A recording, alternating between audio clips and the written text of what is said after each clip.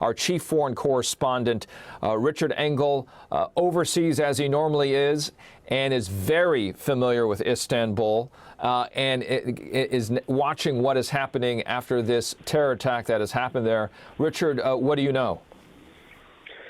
So this attack took place at a nightclub called Reyna. It's a nightclub I've been to. We've spoken to security personnel at the nightclub. They're talking about one attacker who came in, potentially smartly dressed, to the nightclub. There were hundreds of people there at the time. It is right on the Bosphorus waterway. He went in, started spraying automatic gunfire. The death toll remains around 35, including one police officer. There's some reports of people jumping out of the club into the water in order to escape the gunfire. There were also some women who were trapped in the women's restroom, panicked, who made a 911 call saying that they were trapped there. They were hearing gunshots. Witnesses talked about the gunman. Still at this stage, it seems to be at least one gunman. There were initial reports of two. So far, it seems one, shouting in Arabic. SWAT teams have closed off the area in a several-mile radius around this club, and the suspicion is that it's an ISIS attack or an ISIS supporter who carried it out. And unfortunately, Istanbul has seen its fair share of these kind of attacks, and there are quite a few ISIS supporters and ISIS members who have transited through Turkey, used Turkey as a base of operations. So you were talking about the United States, possible threat. It's very different, unfortunately, in Istanbul. Right now, Istanbul has become not a base for ISIS, but a base where ISIS has been able to transit through, and that has become even more pronounced as the fighting goes on just across the border into Syria. Richard, can you give a sense of what that mood is, that cadence that you were just intimating there? We had the Russian ambassador not too long ago shot dead by an off-duty Turkish policeman. We had twin bombing attacks there December 10th, August 20, a bomb attack on a wedding party. At least 30 people dead in that situation. In July 30th, we had 35 Kurdish fighters who tried to storm a military base, killed by the Turkish army there in the area. What is that sense of, because you were saying it's very different with good reason, what is this recent, if different at all, based on your experience, say about where this attack sits in? What is that background?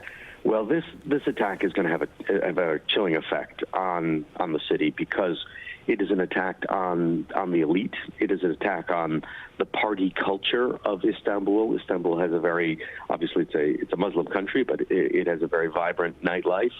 Reyna is a club with international DJs. People come from across Turkey, Europe as well, to come there to dance, to drink, to party. And tourism had already been down. Now you have an attack on the elite, on the nightlife, on a place where there were paparazzi outside.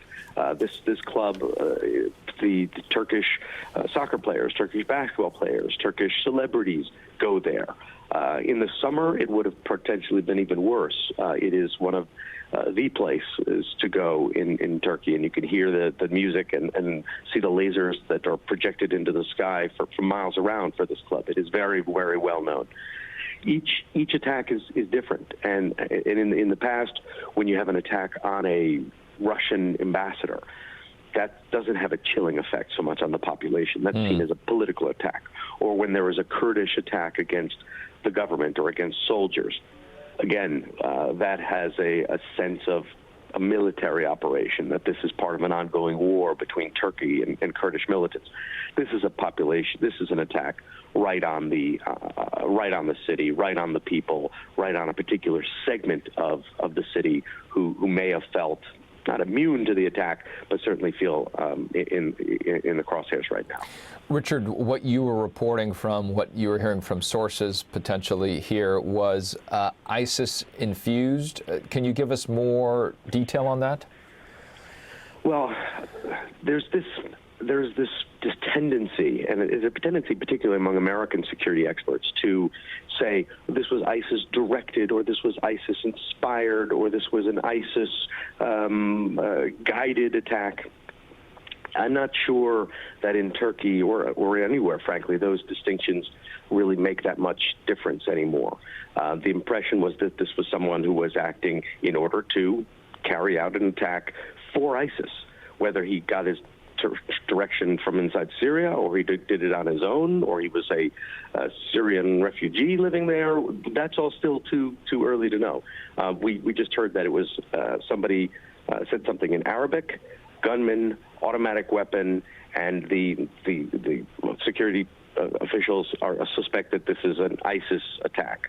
But those kind of details about who the attacker was and where he got his training and where he got his orders, that's we don't know that at this stage, or I don't know that at this stage, and probably won't for some time. It can mean so many different things.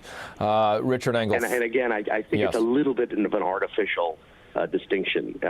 If it was somebody who was acting for ISIS, sent by ISIS, I think the end result is probably the same. Understood.